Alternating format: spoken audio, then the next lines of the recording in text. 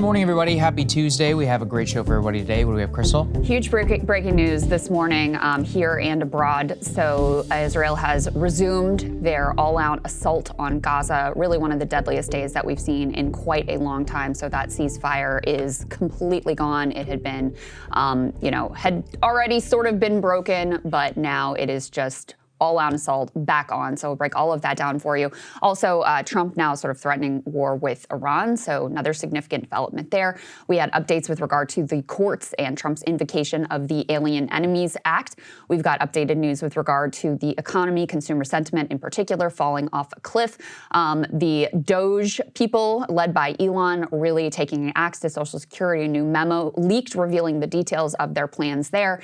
And Chuck Schumer canceling his planned book tour on his book Anti-Semitism because of quote-unquote security concerns after there is a fierce Democratic backlash to his decision to cave to the Republicans in the Trump administration. Too good. So interesting domestic political moves there, yes. Yeah, it's he's got security concerns now after a 45-day book tour long planned. Tickets were all sold, highly secured environment, but yeah. I think the first one was supposed to be with Richie Torres. What a shame. So good. What a shame that people will miss out on that. All right, hard turn here. We've got some very, very terrible developments overnight in Israel and in Gaza. Let's go ahead and put some of this up on the screen, and I will narrate over it. So there is military operations resuming late last night, Eastern time in the United States. You can just see lots of scenes of panic. Israeli military jets basically bombarding both the north and south of Gaza. There was a mass panic inside of the Gaza Strip. It appears to have caught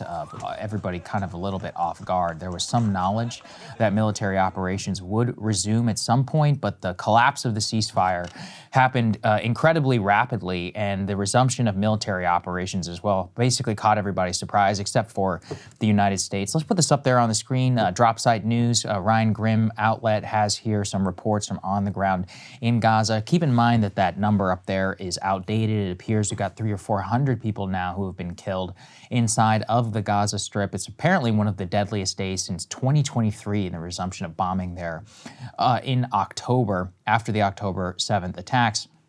Drop site contributor Abu Bakr Abed reports, quote, Israeli shelling and bombardments have intensified in Dar al-Bala in central Gaza. Tanks advancing further east, and heavy shelling in the area ahead of them. Quote, I can't stop hearing airstrikes and I can't stop hearing shells. It is horrifying and unbearable. It is absolutely unbearable. Let's go to the next one, please. And we will show you here from the Israeli Prime Minister's office. Benjamin Netanyahu and the Israeli Defense Minister Israel Katz have instructed the military to take forceful action against Hamas in the Gaza Strip. Drop site notes, medical sources in North Gaza have confirmed to drop site that aerial bombardments are being heard across the entire strip from north to south, everywhere, literally everywhere. Now, do make sure that you know that this was not Israel acting outside of the approval of the United States. White House Press Secretary Caroline Leavitt on the airwaves yesterday to make that clear. Let's take a listen. The Trump administration and the White House were consulted by the Israelis on their attacks in Gaza tonight. And as President Trump has made it clear, Hamas, the Houthis, Iran, all those who seek to terrorize not just Israel, but also the United States of America will see a price to pay. All hell will break loose. And all of the terrorists in the Middle East, again, the Houthis, Hezbollah, Hamas, Iranian-backed terror proxies, and Iran themselves should take President Trump very seriously when he says he is not afraid to stand for law-abiding people. He is not afraid to stand up for the United States of America and our friend and our ally Israel. And we know that these successful defensive strikes that took place over the weekend against the Houthis in the Red Sea were indeed successful. We took out some of their leaders, and the Defense Department is set to continue with this campaign if the Houthis continue with their retaliatory measures. The president is going to stand for the navigation, freedom of navigation of our seas, which is a very basic principle that unfortunately the previous administration refused to stand for, and that's why we are in this mess in the Middle East in the first place. President Trump inherited a lot of problems, Sean, because of the incompetence and the weakness of the Biden-Harris administration, but he is focused on fixing them, and our allies and our adversaries better take him seriously. So you can see it's pretty clear that they consulted there with the United States. And I think this is a major turning point for the Trump administration. We were on a decent enough path. We had a 50-day ceasefire, which was extremely, I think good for people in Israel, for people in Gaza. There was some hope for the hostages. Our Griffin Davis spoke with one of the family of those hostages. They were very hopeful with the talks of Bowler and Steve Witkoff. However, the Israeli government basically made it clear from day one that they had no interest in transitioning to some sort of phase 2 deal. I think the straw that broke the camel's back was Adam Bowler's direct talks with Hamas and his sidelining. It was just clear that there are elements here in the United States government that simply cannot countenance any sort of genuine diplomatic solution. And without that, an Israeli government and military, which is hell-bent on just continuing the war basically forever, they don't believe in not only the possibility or the necessity or a want of a permanent ceasefire and or a release of the remaining hostages. This is the most beneficial outcome to them. And we are now boxed in a very, very dangerous corner of not only resumption of military force in the Gaza Strip, but everything that comes with that. Geopolitical instability, war with Iran possibly, which we're going to talk to a little bit, the Houthis, and the Trump administration trying to telegraph that they are not afraid of using military strength. I mean, the main thing that I just get so annoyed by there at the end is she's like, Joe Biden didn't try to enforce freedom of navigation. Yes, we just talked yesterday. We dropped more missiles in the last 2 years than we did in the 30 years prior for anti-ship, including 2 wars that we fought in Iraq and Afghanistan. Yes, I'm aware that there was not a naval element, but the point still stands. Hundreds of millions, if not billions of dollars have been spent trying in just the last 2 years to diminish this Houthi threat. Turns out the only thing that worked was a ceasefire. It was good for America, it was good for Israel, and it was good for Gaza. But look, you've got elements here which just don't want to participate in it, and we're on the road show now. So everybody buckle up, and it's unfortunate, but I don't really see a way out of this for the very foreseeable future, except if there is what we can all hope is Trump blinks. And there's so much instability that he has to push back. But even creating and allowing the situation in the first place, there's no reason for it. Zero. They were on the right track, but as you guys can see, you have a member of the U.S. government. He goes on television, says we're not a client state of Israel. Basically gets lopped his job entire off the next day. So be it. Okay. Not to mention a story that we never could get to covering, even though we had it in the show like 4 different times. But his name is Daniel Davis, correct? Who was supposed to be under Tulsi at the DNI in a significant position, helping to compile the briefings, the daily briefings of intelligence for the president, who had dared to be critical of our policy vis-a-vis Israel and critical of the Israeli government. And they also were able to keep him from being part of this administration, something that our friends over at Quincy Institute for Responsible Statecraft were sounding the alarm about and quite upset about. And I just point this out to underscore what Saagar is saying here, that, that seems to have been a significant turn. There was an opening of like, oh, maybe there will be a different approach here. But from the beginning, there were kind of 2 different theories of what was going on with this ceasefire. One was that Trump just basically wanted a win that would to bring to his inauguration day. So he could say, look, I was able to accomplish something that Joe Biden wasn't able to accomplish. I was able to get it done before Inauguration Day even happened. Look at this era of peace and prosperity I'm going to bring to the U.S. And that the plan was always, like, after that, he didn't really care what happened. Bibi Netanyahu has, from the beginning, promised his coalition partners, who are absolute terrorist psychos, that he was going to not move on to phase 2. His coalition depends on him resuming this war. Not to mention, he was scheduled, I believe, literally today, to have to testify in his own corruption hearing, which has been delayed and delayed and delayed because of October 7th and because of the war, et cetera, et cetera. Well, now guess what? He gets a delay on that as well. So we always knew what Netanyahu wanted to do here. But there was an open question. Okay, did Trump just care about getting the win for Inauguration Day? Or did he see this as like a sort of signature achievement, part of his ego and legacy building, that he would want to fight and work and use leverage to be able to preserve?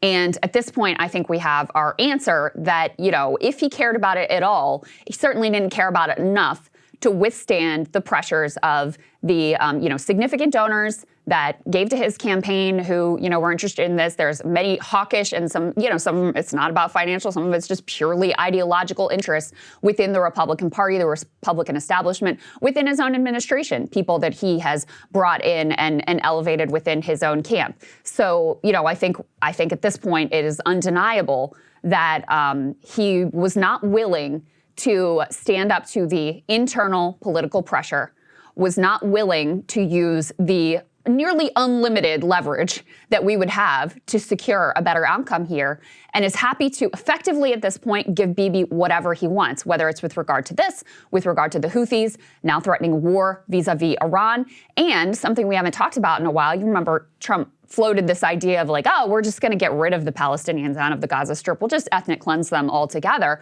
Well, there was reporting recently that Israel and the U.S. were actually talking to different African countries about, hey, would you take these Palestinians we're about to expel from Gaza? Now, both of those countries said, no, we're not willing.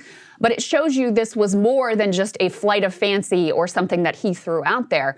This is something that they're at least somewhat serious about and actively pursuing to see if they could be able to achieve. So that's where we are today. Yeah, and we have here for Drop Site, this was a response from Hamas. Netanyahu and his government resumed their aggression and genocidal war against the defenseless civilians in Gaza. We hold Netanyahu and the Zionist occupation fully responsible for the repercussions of the treacherous aggression.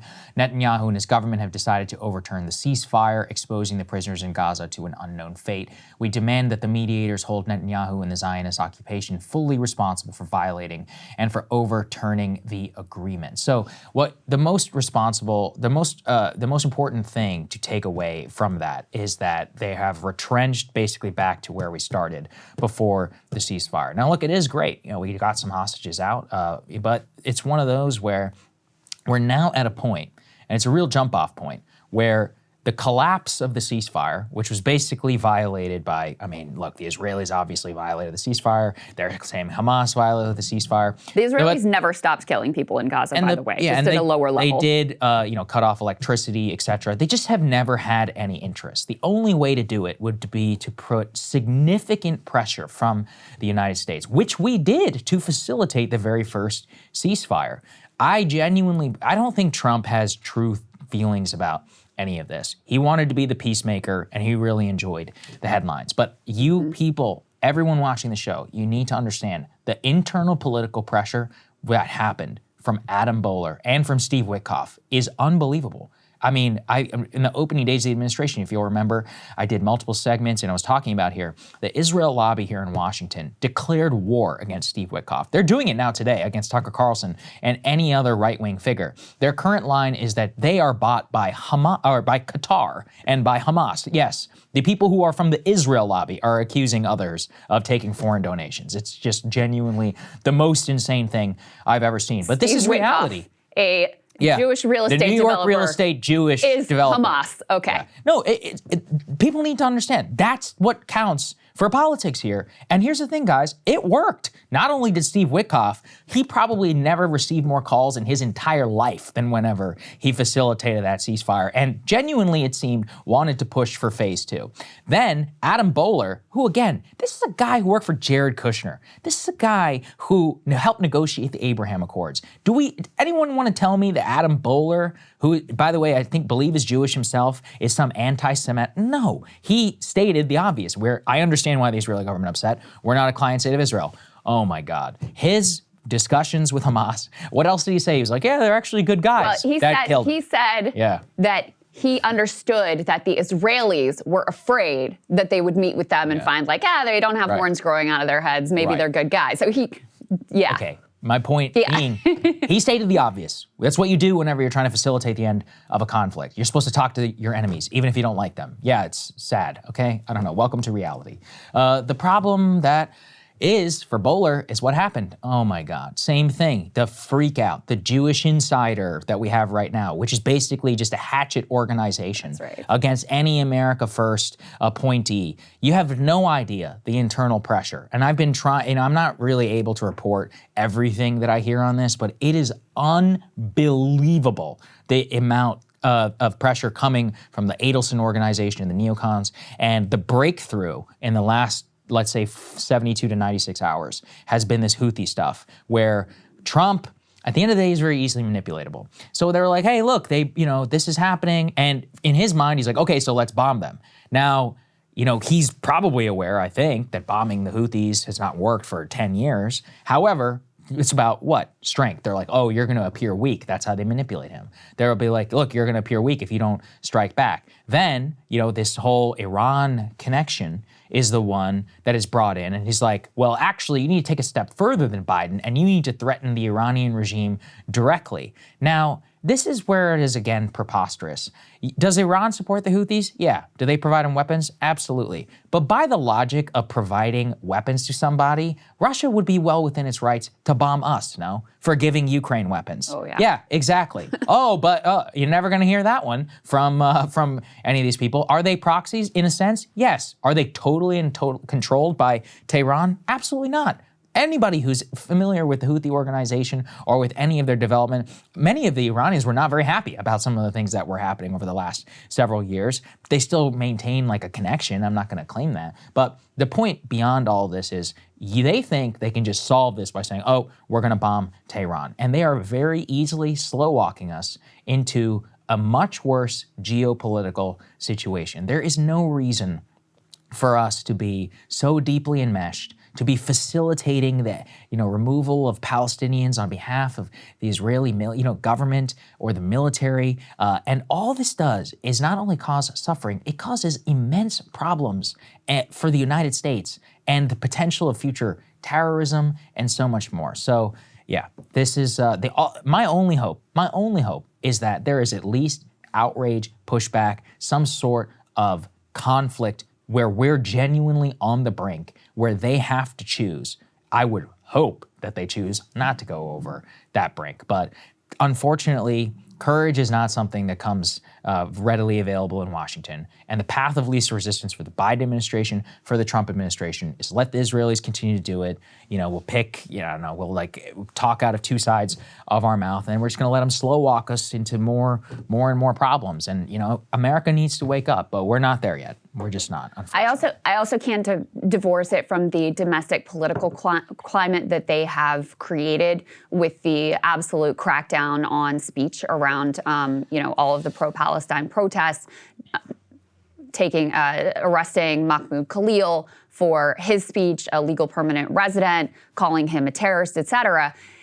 It becomes very difficult to sustain the thought that anyone who even posted pro-Palestine sentiments is a terrorist or supporting terrorism, or people who protested in favor of an end to this war that you claimed you wanted to stop is pro-Hamas and is supporting terrorism, while you have your own negotiator out there saying, hey, we got to meet with these guys. Israel's not we're not an agent of Israel, and they're afraid that we're going to meet with them and find that they're not such bad guys and they don't have horns coming out of their head. These things become sort of internally unsustainable. And so I think you can't divorce this timing of the resumption of all-out assault in Gaza and giving Bibi everything he wants with regard to that and the Houthis and Iran with the domestic crackdown here as well. These things sort of go together hand in glove. Hey, if you like that video, hit the like button or leave a comment below. It really helps get the show to more people. And if you'd like to get the full show ad-free and in your inbox every morning, you can sign up at breakingpoints.com. That's right. Get the full show, help support the future of independent media at breakingpoints.com.